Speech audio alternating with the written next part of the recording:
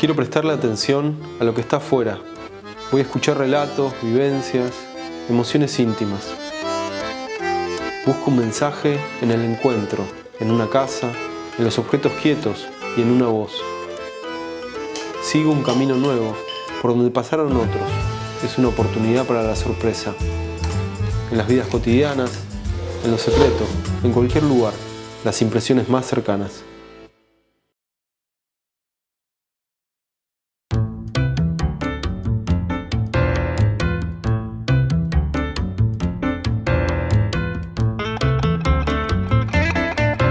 Hola, buen día, mi nombre es Cristian Rodríguez y bueno, bienvenidos a mi casa. Me dedico a hacer historia y nada, les comparto con ustedes un poquito de lo que me gusta.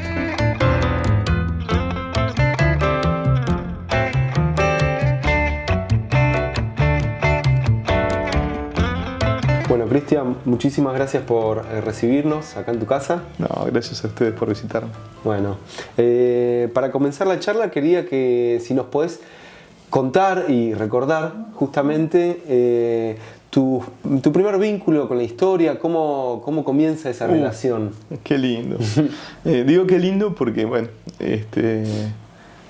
tengo 49 años, te imaginas que las horas de la siesta en mi casa, que eran sagradísimas, había que ocuparlas haciendo cosas. No había celulares, no había computadoras, no había muchas cosas. Y si bien solíamos salir a jugar como todos los chicos, en mi casa había aparecido un librito que era de mi abuelo, Raúl, el padre de mi mamá, que es el Almanaque Mundial. Yeah. Y en el Almanaque Mundial empecé a encontrar cositas que me hacían comparar países con otros países.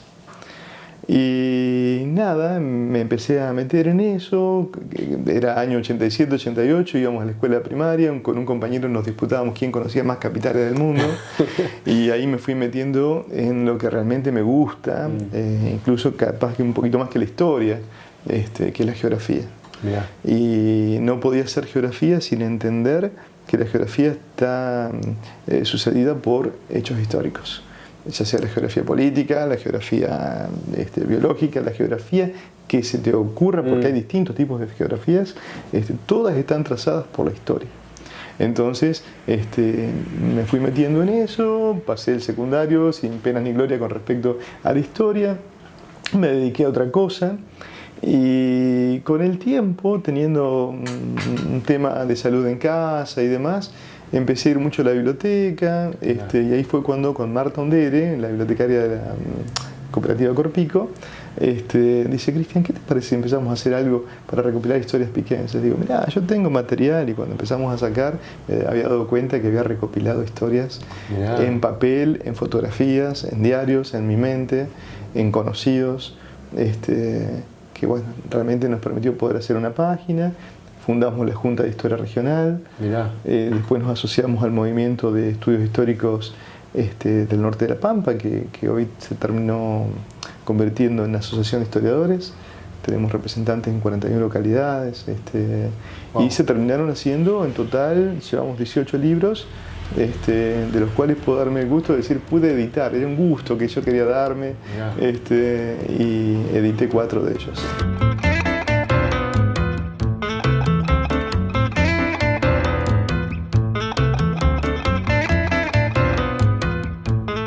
Acá yo presenté un trabajo que tiene que ver con el cine Belgrano, que es un paralelismo que hay entre lo que fue cuando se quema el cine Belgrano acá en Pico, el 22 de agosto de 1937, con... o sea, se quema todo, no queda nada del cine Belgrano. No queda casi nada, casi nada. ¿Pero qué hay ahora ahí? Es una venta, un bazar. Hay una juguetería, del otro lado hay una armería, y en el medio que hay un bazar de gente de origen chino. Ese fue el antiguo cine Belgrano. Hay un paralelismo entre la historia que cuenta Giuseppe Tornatore, el cineasta italiano que gana la película, gana el Oscar a la mejor película de habla no hispana en 1989. Increíblemente con esta historia de Pico. Lo que llama la atención es que en Pico sucedió antes. Ese proyector que se quemó y demás se guarda acá en el Museo de Dorita. Y acá cuento la historia. Este era el cine Belgrano Park. El señor Filippini de Pico trabajaba para la Paramount. Y es increíble, las lentes para la Paramount se fabricaban en Pico, en la calle 22. ¿En serio? En serio. Mirá. Es más, cuando cuento de que los dínamos para las motos que usaron los alemanes en la Segunda Guerra Mundial se fabricaban en Pico, muchos dicen, wow, se fabricaban en Pico. En Pico tuvimos fábricas que exportaban al exterior. Por ejemplo, la fábrica de bulones Luna Hermanos vendió a todo el Caribe, casi toda Europa. Cristian, vamos un poquito más atrás. Vos hace un rato hablabas de que fuiste recopilando y tenías imágenes, historias. Contame un poquito de ese archivo. Desde ese primer Cristian que se volvió fanático del almanaque, ¿cómo son tus costumbres? ¿Guardás, recortás, juntás, archivás? ¿Cómo es eso? Bueno, muy en contra de lo que todo el mundo cree, que tengo todo ordenadito, que tengo todo guardado, que catalogado. No, soy un inmenso desastre. Que muchos dicen, pero vos sos un toque en todo eso. No. Muy lejos de eso. Es más, creo que si un día faltara, no sé si alguien, incluso algún familiar, puede llegar a encontrar dónde tengo esa foto, por ejemplo. Claro. Sé que tengo en la máquina más de 56.000 imágenes. Tengo en el galpón, que está acá contiguo a la casa, que estoy incursionando en una especie de museíto muy modesto, muchos archivos. Tal es así que acá la Unidad Regional 2 nos donó muchos archivos, prontuarios y demás de cuando nace Pico. Imagínate, tengo material. Es más, llego a tener libros históricos que tienen que ver con las campañas del desierto, los originales escritos en el Congreso de la Nación. Mirá. Y otras cositas fue las que me fui muniendo en distintos viajes. Por ejemplo, en el 2017 tuve la suerte de viajar a Londres. Fui en realidad a Ámsterdam, Holanda, por el hecho de que quería el nombre para un diario digital, que también lo hice, sueño cumplido, se terminó el diario. ¿Querías el nombre? Sí, Pampa Libre, porque increíblemente un diario que nació acá en Pico, en la calle 18, entre 15 y 17, todos los registros gráficos están en Santa Cruz de la Sierra, en Bolivia. Mirá. Y era un diario totalmente anarquista. No patentes, pero sí los nombres y demás. Había algunos permisos y demás, y se conservaron originales en Ámsterdam. Como se conservan muchas cosas de la Argentina allá. Las cadenas de la batalla obligado, gran parte de todo eso están allá, no están acá. Y en Londres logré, gracias al amigo del amigo que me dijo que conseguir cartografía antigua del territorio, sobre todo porque yo estaba investigando lo que era la South American Land Company, que era una compañía que compra Eduardo Casey en 1883, apenas a 4 años de finalizada la campaña del desierto. Ellos compraban grandes latifundios. ¿Sí? Pero Eduardo Casey, quien preside la compañía, nunca vino a La Pampa. Entonces, bueno, quería investigar un poco eso, cuáles eran sus ideas, cuáles eran los planes que habían hecho. Y bueno, me terminé muniendo de muchísimo material ferroviario. De hecho, de las estaciones Pico, de las estaciones de casi todo el norte de La Pampa, ¿no? Después, por ejemplo, 14, que fue el de la pandemia. Sí.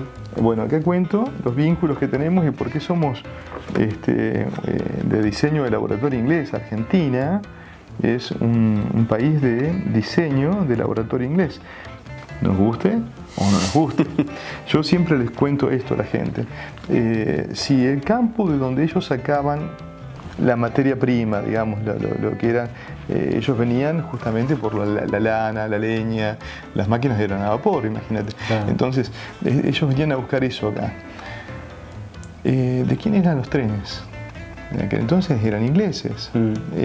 La aduana era la aduana de Taylor en Buenos Aires. Lo que hoy es Puerto Madero era la aduana de Taylor. El Espigón salía enfrente de lo que era el Palacio San Miguel, hoy la Casa Rosada. Y los barcos eran de origen inglés. O sea que si las tierras eran inglesas, los ferrocarriles ingleses, la aduana inglesa, los barcos ingleses, era un negocio redondo para Inglaterra, ¿no? Cristian, y yendo un poco, hablabas de las historias piquenses. ¿Cómo surge eso? ¿Qué es ¿Qué es lo que aparece en vos de una necesidad de buscar o recuperar o reconstruir esas historias piquenses? Porque hablabas también de cómo vas buscando información y reconstruyendo, y hay un trabajo medio de detective, ¿no? Sí. De hecho, me pasa que he tenido que desmistificar cosas. Yeah. Yo no sé si es una necesidad. Yo lo hago por placer. Es más, el día que no tengo ganas no hago nada. No, claro. O sea, no me dedico a esto, lo hago... pero... Bueno, pero es un placer que tiene una organización. No es una cosa espontánea como tomar mate y comer medialunas un sábado a la tarde. O sea, lo haces, tiene una persistencia en el tiempo. Sí, se sostiene. Lo que pasa es que empezó de chiquito. Yo recién antes de empezar a filmar te hablaba de cuando me tocó representar a Belgrano cuando tenía 4 añitos en el jardín de Trenel, en la escuelita. De ahí en adelante la historia se me pegó. Se me fue pegando. No la estudio, la voy, ¿cómo te puedo decir? Se me pega. Charlo con los abuelos y demás, se me va pegando la historia. Pero bueno, hubieron algunas necesidades. Cuando empezamos a hablar, por ejemplo, de Pico, de sus inicios, y ahí empezaron a ver cositas que no cierran, y ahí empieza el trabajo detectivesco que vos decías. Claro. ¿No? Tal es así que llegué a cuestionar y escribí al respecto el famoso libro de Ludovico Brodaglio, que cuenta los 10 años primeros de la historia piquense, que, bueno, concluido en que fue una absoluta mentira y una publicidad para vender tierras, nada más, ¿no? Mirá. El libro nunca fue de Brudaglio, fue de Alfredo Tiscornia. En el lugar teníamos gente 16 años antes, ahí recurría a los censos nacionales de 1895, hecho por la baronía en la zona.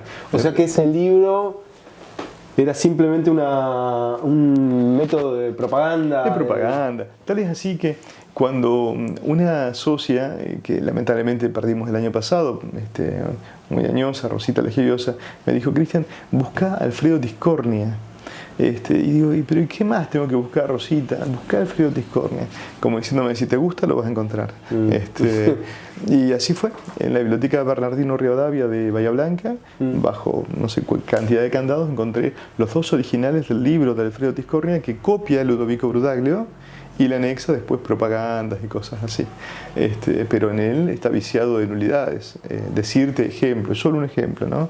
Que dice que a finales de 1906, el despacho presidencial del presidente Quintana firma en el arrendamiento de 5.000 hectáreas Isidoro Brunengo, Chaperruch y el presidente en cuestión, Manuel Quintana.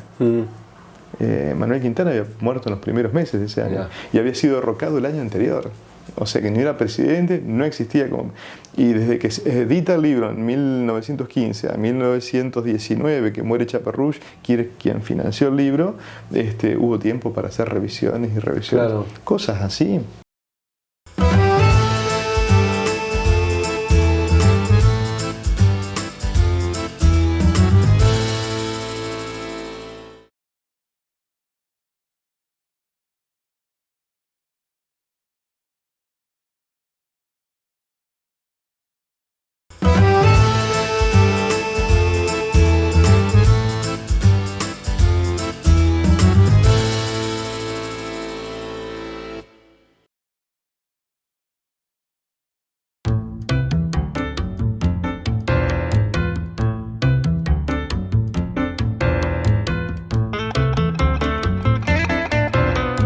Bueno, acá tenés cosas viejas, mirá, pero por ejemplo, esa es muy particular. Acá en Pico, cuando se funda el pueblo, nace un hotel de barro y chapa, madera, en lo que es hoy la Plaza Seca, la Plaza Ilia, 2017. Ese hotel se llamó Baquedano. Con el tiempo mutó a lo que fue el Bar Fernández. Y el Bar Fernández, que desaparece en 1969, quien dominaba el salón, digamos, era ese espejo. Así que ese espejo... ¿Estaba en toda la esquina? Estaba en toda la esquina. Sí, es más, hoy parte de lo que es Olar también... Exactamente. Sí. Después, bueno, por ejemplo, hay máquinas. Esta máquina de coser que funciona todavía fue hecha justamente para la familia Drisdel. ¿Quién es Drisdel? Drisdel eran los padres y tíos de Winifreda. Winifreda Díaz, el pueblo de Winifreda de la Pampa. Sí. Bueno, estas máquinas, esta y la que está del otro lado, fueron hechas especialmente para ello. Obviamente que esto todavía funciona, ¿no? Mira la agujero. Ya.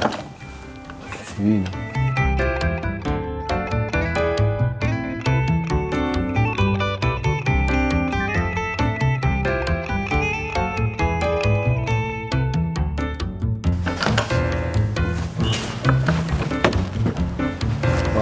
También es de aquella época. Están hechas directamente de la casa New Home para la familia Driscoll. Mirá, ya la encargaban. Se la encargaban, sí. O sea que estamos hablando de que son piezas únicas.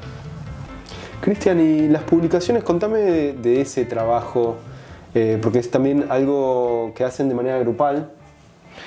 Hemos tenido trabajos en conjunto. Ahora, la mayoría son individuales. Son individuales. Sí tenemos una asociación donde participamos, donde nos consultamos, donde nos respaldamos. Una vez alguien dijo, es una antología, no es un libro. No, espera. La antología significa que los que estamos como asociación respaldando a todos los que escriben ahí dentro, porque tenemos un equipo de correctores, de que se evidencie que es histórico, que realmente es verdad. Los que salen a poner el nombre y con la asociación es porque estamos respaldando eso, o sea que lo que estás diciendo vos tiene muchísima importancia. Claro. Entonces es muy importante la antología, pero los trabajos en equipo se dan permanentemente. Lo último que hemos hecho fue con el señor Julio Peralta, un comisario retirado de la provincia, el tema de la rastrillada de las víboras. La rastrillada de las víboras era un camino que increíblemente cruzaba General Pico y que venía desde la cordillera de los Andes e iba hacia Melincué, provincia de Santa Fe, el sur santafesino. Pero bueno, nada, hay muchas rastrilladas en La Pampa. ¿Qué tiene de particular esta rastrillada, que era la rastrillada de las víboras? Tiene de particular que en el año 1806, estamos hablando de la época de las invasiones inglesas, no éramos Argentina todavía, ni lejos de serlo, pasó por acá el expedicionario chileno Luis de la Cruz.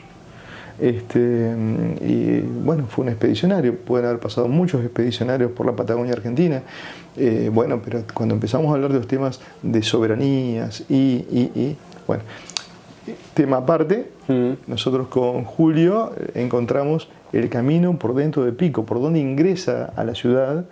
Eso por archivos, ¿cómo llegan? Tenés que estudiar in situ. Claro. Nos hemos munido de gente que nos acompaña del CONICET, de historiadores de la provincia de Santa Fe, gente que conoce mucho de la causa indigenista. Pero por ejemplo, en esta zona que había pocos caldenes, la mayoría de los caldenes están sembrados en fila. ¿Y por qué están sembrados en fila? Porque los arreos de animales comían la semilla en el monte, iban hacia la provincia de Buenos Aires y en la medida que iban dejando la semilla, claro. Porque si no el caldén tiende a nacer en islotes, tampoco salen en forma así solitos. Entonces cuando vos ves en filas, ves que la circunferencia da para la cantidad de tiempo, para eso también nos munimos de gente que conoce de plantas, claro. Entonces de árboles, entonces te dice, mira, el caldén tarda tanto en crecer esto, entonces si vemos que está puesto en fila, cerca de donde creemos que es la rastrillada, tiene la circunferencia y no encontrás uno, si no encontrás una hilera, y es muy probable que por ahí sea. Aparte había que buscar lugares donde había agua, y el agua, no todo el agua del norte de La Pampa es consumible. Por ejemplo, el departamento Chapaleufú, dice la palabra, lugar anegable, o sea, estaba lleno de lagunas, pero no todas las lagunas eran justamente salobres. Y en aquel entonces había el hombre autóctono tenía tanto cólera, disenterio, lo que sea, como tienen los hombres de hoy, ¿no? Claro. Entonces, no en todos los lugares se podía tomar agua. Tal es así que hubieron campañas infructuosas de Mitre, de Rosas, en el norte de La Pampa, en la zona de la ruta 188, tuvieron que abandonar todo y volverse no derrotado por el hombre autóctono, sino por la naturaleza. Claro. No encontrar lagunas. Por eso el avance sobre La Pampa se tuvo que hacer desde Río Cuarto y desde Villa Mercedes, siguiendo el destino de las lagunas ranquelinas, para poder justamente asegurarse la supervivencia, ¿no?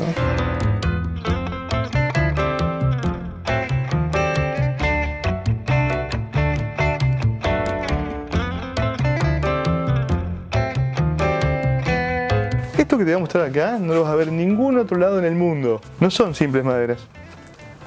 Estas maderas tienen que ver con el primer apeadero ferroviario que tuvo la zona. Y lo que ¿El primer? Apeadero ferroviario. Mirá. ¿Qué era un apeadero? Un lugar donde había durmientes a pique, con piedra mora, y el tren paraba ahí. porque había una inmensa necesidad de la South American Land Company, que eran 33.000 hectáreas, de llevar el fruto de lo que sacaban a puerto. Claro. Y tenían que financiar desde ahí una galera y los carros, ¿sí?, tirados con bueyes hasta La Bulaye, Córdoba, y hasta Trequelauquen. Cuando lograron ellos para 1897 que se hiciera el apeadero ferroviario acá, el pueblo de Pico iba a tener que ser justamente ahí en el Descanso.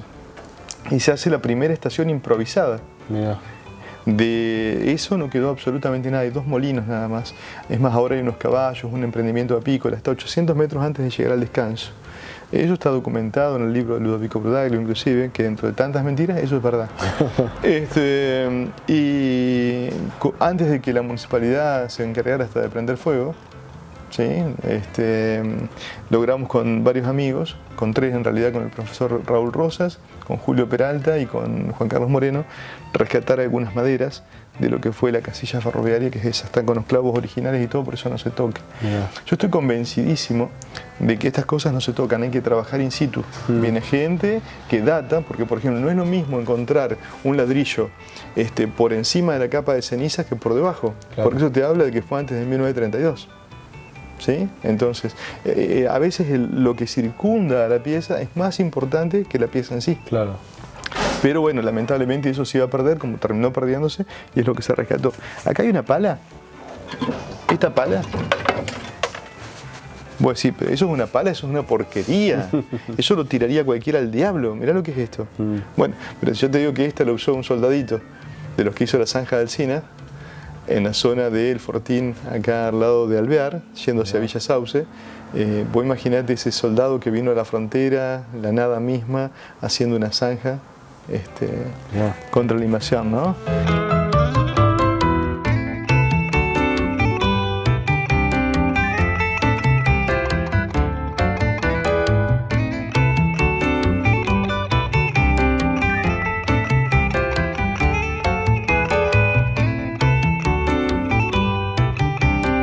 Bueno, Cristian, llegamos al cierre de esta charla. Muchísimas gracias, la verdad que fue increíble y muy placentero poder escuchar las historias. Bueno, no, gracias a ustedes, el agradecido soy yo, en serio. Bueno, y nos vemos la semana que viene para más impresiones.